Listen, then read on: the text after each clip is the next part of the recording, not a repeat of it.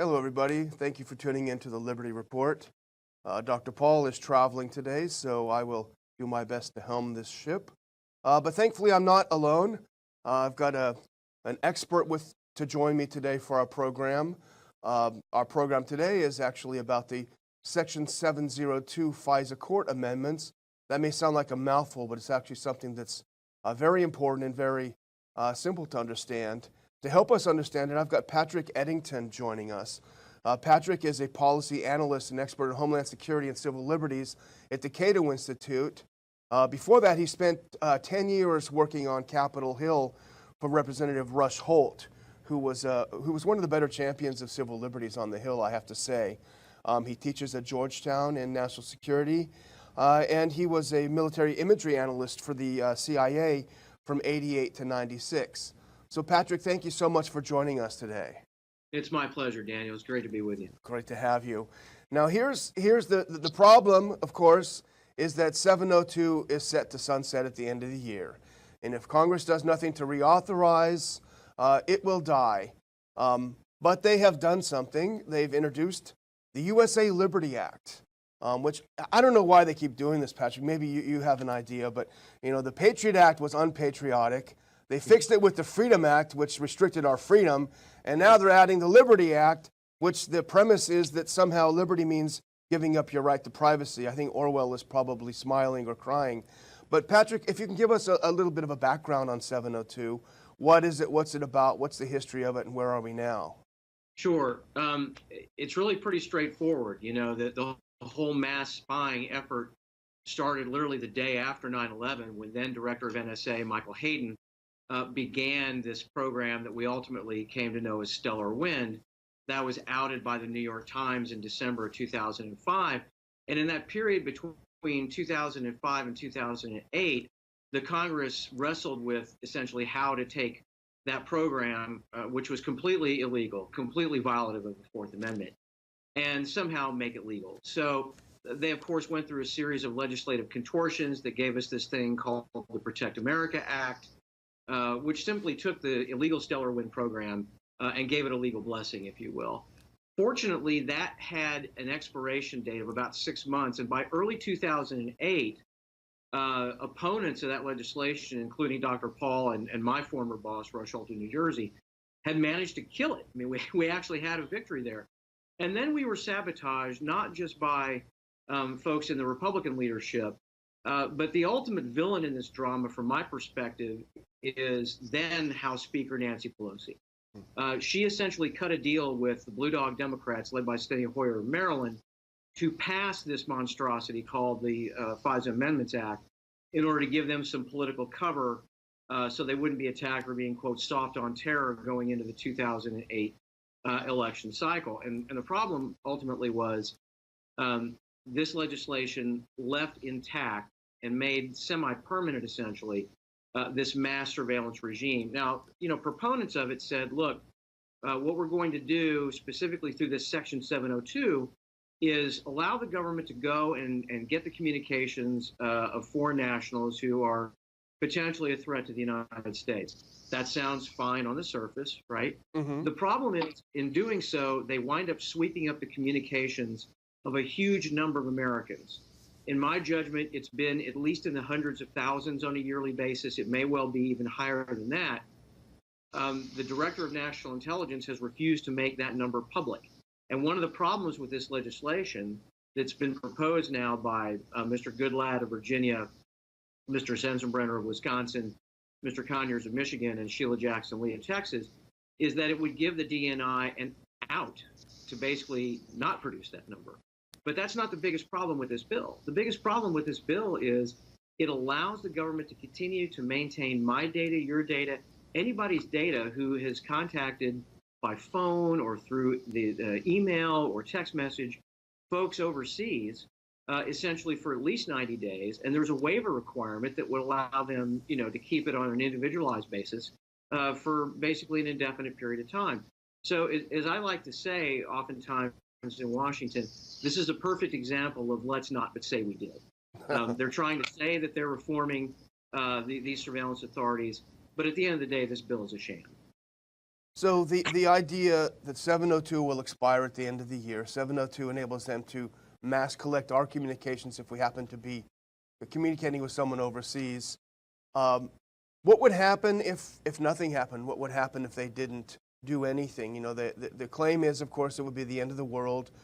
Terrorism would run rampant through the United States, and we'd be reduced to, you know, primitive existence.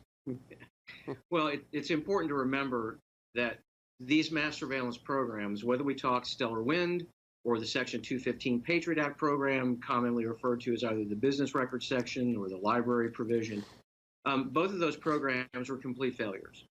They never stopped an attack on this country. They were constitutionally violative, and they wasted literally millions and millions of taxpayer dollars. And in my judgment, this program, the 702 program, has been no different. And I think it was very revealing, Daniel, that at the end of September, when the Office of the Director of National Intelligence, and the Director of NSA, and folks over at the Department of Justice, they put on this big push with the press here in Washington. They brought them to a special pen and pad, a kind of a semi-off-the-record thing, where they allegedly revealed some additional examples of 702 supposedly being this big success. And they did not produce a single example of 702 stopping a terrorist attack on this country. Not a single one. So the idea that if this program goes away, we're somehow going to be laid waste by ISIS wannabes is just another example of the kind of post-9/11 fear-mongering that we really need to get past. Yeah, it does seem that we've become the targets. We certainly learned a lot from Snowden in that front. But you know, you have a piece that you put up at Cato, and we, thankfully, because you have Creative Commons, we put it up on the Ron Paul Institute side as well. And I think you did a really good, quick and dirty take on the first sight of the new bill, the USA Liberty Act. And you had three main early objections. Hats off to you for being able to read that. I looked through it again this morning, and it reminded me of the worst parts of Capitol Hill, you know. Strike comma in line 48 and add, you know. But your three objections, I think, and you went over one of them, but let's just go over them one by one just quickly. Sure. First is the mandatory data destruction is not mandatory. Yeah. It almost sounds to me like it's a pre-crime in a way that they can collect and keep all this data in case at some time in the future you become an enemy of the state. Like it's a pre-crime in a way that they can collect and keep all this data in case at some time in the future you become an enemy of the state or something. Tell us why you think this is a problem. Well, you know, the fundamental problem. Tell us why you think this is a problem. Well, you know, the fundamental problem here is that they shouldn't be collecting and storing and searching through the communications of innocent Americans. You know, I think all of them here is that they shouldn't be collecting and storing and searching through the communications of innocent Americans. You know, I think all of us want them to actually be able to identify real bad actors and prevent them from doing harm here in the United States. Absolutely. I think we're all in the same, you know, I think all of us want them to actually be able to identify real bad actors and prevent them from doing harm here in the United States. Absolutely. I think we're all on the same, you know, I think page about that. Oh, yeah. The problem is when you allow the government to sweep up this amount of data, and it's done at this point in a relatively indiscriminate way, what they kind of argue is, well, you know, somebody might wind up being a problem later on down the road, and we might find some things, you know, in the future. And so this is the kind of, you use the pre-crime analogy, and I think it's a really good one.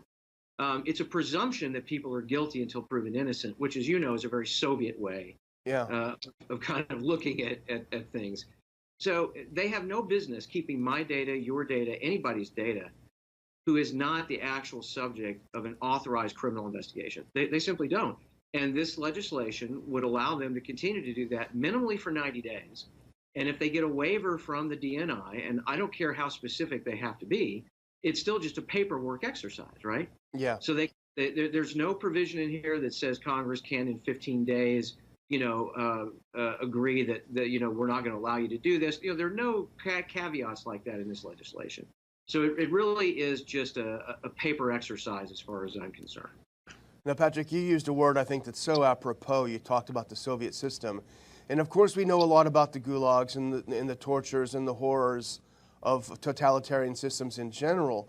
But I think in some ways a more insidious aspect of totalitarian regimes is when they cause you to self-censor, when they cause you to change the way you live, completely Exactly. almost rewire the DNA of your brain to react to this oppression. It's in some ways worse than a boot in the neck.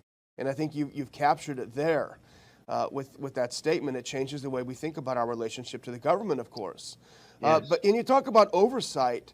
You talk about the waivers that they can get to keep it longer than the 90 days. My question was, well, what kind of oversight would there be if the director of the NSA said, okay, I need a waiver for all these guys, these whatever. Is there any watchdog? Is there any one that can say, well, hold on a minute? That seems to be a real loophole. Well, there is a fundamental problem with all of this kind of legislation, and that is, in the end, there's no truly independent audit mechanism built into this equation. And when I say independent, I want to be clear. I'm not talking about the NSA Inspector General. I don't consider that to be an independent audit. I don't even consider the Inspector General of the intelligence community to be a truly independent audit. When the framers created the Constitution, Article 1 was the Congress for a reason. They wanted the Congress to basically be the one essentially running the show, if you will. And when Congress chooses to outsource its oversight responsibilities, which it most definitely would be doing with this legislation on this particular issue, that's completely unacceptable. The Government Accountability Office should be the entity involved in these kinds of audits, and they should, in my judgment, be at least semi-annual. So that, to me, is like a huge, huge problem with this legislation. Yeah. Let's quickly run through your other two objections. First is lying to FISA court. You talked about the duplicity involved in going to the FISA court. Explain to us your objections in this count. So my friend Marcy Wheeler, who is an independent journalist and blogger, worked on a document for Demand Progress, which they published at the end of September, which goes into excruciating detail, although just in about a 12-page report, about the number of times that executive branch officials have been caught lying to the FISA court, caught essentially engaged in direct Fourth Amendment violations, a whole series of evasions. I recommend that folks take a look at that report. I raise it because there's not one word in this bill that even talks about those violations, much less any kind of remedy to shut these things down. And a lot of folks, you'll hear them say, well, why don't they refer to the Justice Department and so on and so forth. I'm very old-fashioned about these things, Daniel. I believe the impeachment mechanism was included, in the Constitution to be used for exactly these kinds of circumstances.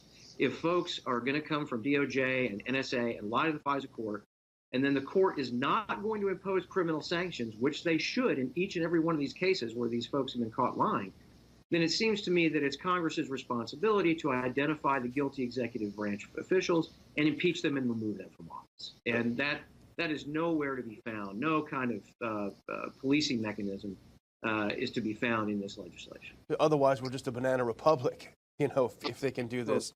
Now, the last one is a good one, too, because you mentioned Senator Wyden's heroic efforts to try to figure out how many Americans were caught up into this dragnet.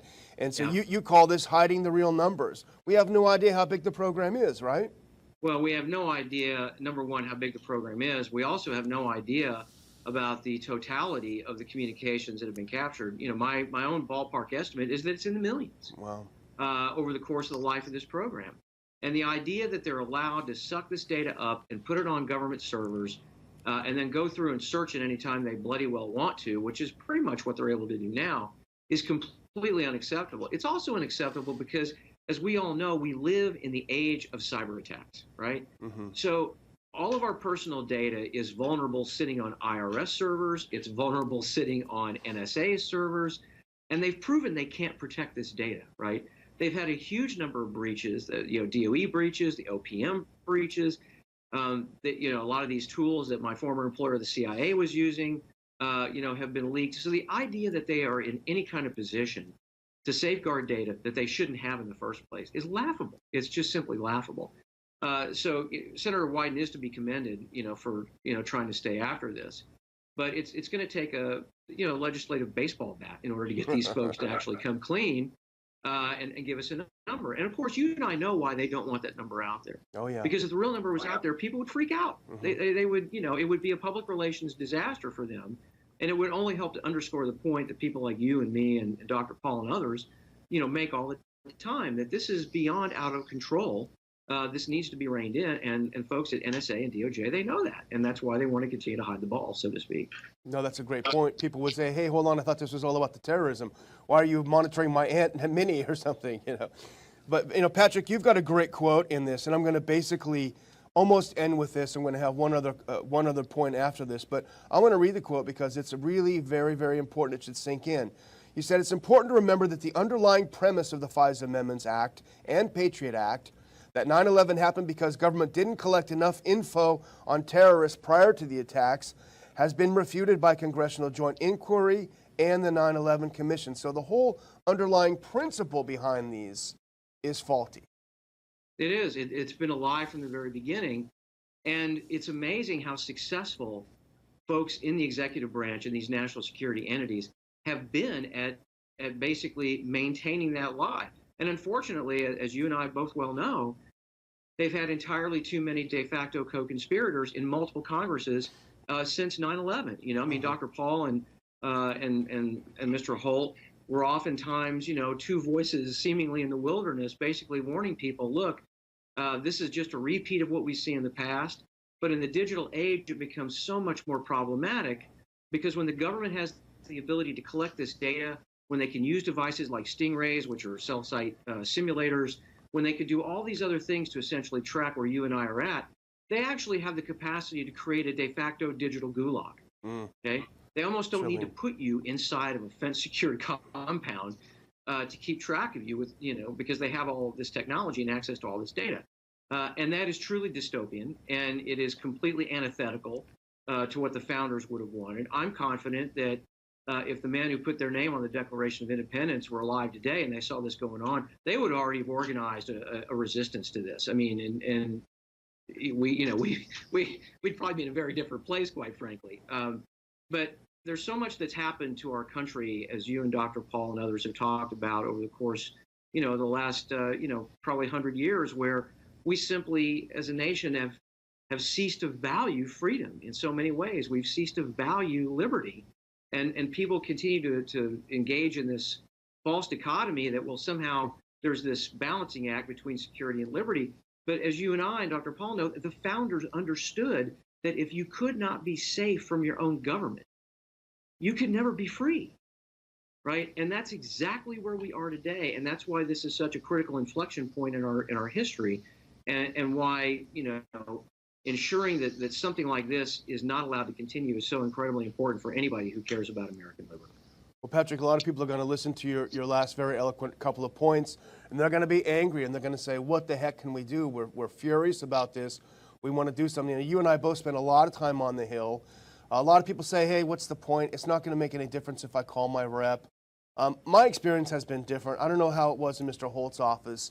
It may not have changed Dr. Paul's votes on issues that he was philosophically opposed to, but we certainly took notice. What would you recommend that people do who've listened to what you've said, they're as frustrated as we both are about this, and they want to do something?